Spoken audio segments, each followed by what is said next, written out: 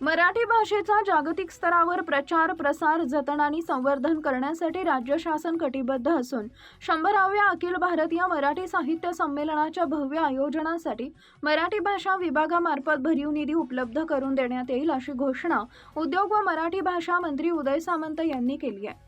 तसेच या ऐतिहासिक संमेलनाचे महत्त्व लक्षात घेऊन जगभरातील मराठी भाषिकांपर्यंत ते पोहोचवण्यासाठी प्रयत्न करावेत आणि भविष्यातील साहित्य संमेलनाचेही याच धर्तीवर नियोजन व्हावे, अशी अपेक्षा त्यांनी व्यक्त केली आहे।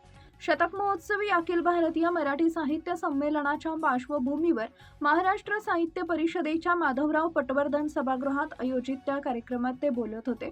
यावेळी राज्य मराठी विकास संस्थेचे संचालक डॉक्टर शांतकांत देवरे, महाराष्ट्र साहित्य परिषदेचे अध्यक्ष योगेश सोमवन, मुख्य कार्यवाह डॉक्टर स्वाती महाळंक, कोषाध्यक्ष प्रदीप निफाडकर, कार्यवाह सुनील महाजन तसेच समर्थ युवा फाउंडेशनचे अध्यक्ष राजेश पांडे उपस्थित होते। मराठी साहित्य संमेलनाची 100 वर्षाची परंपरा ही मराठी समाजाच्या संस्कृतीच्या समृद्धीची साक्ष आहे। अनेक साहित्यिक, कवी, लेखक आणि ग्रामीण भागातील साहित्य सेवकांनी मराठी साहित्य समृद्ध करण्यासाठी मोलाचे योगदान दिले।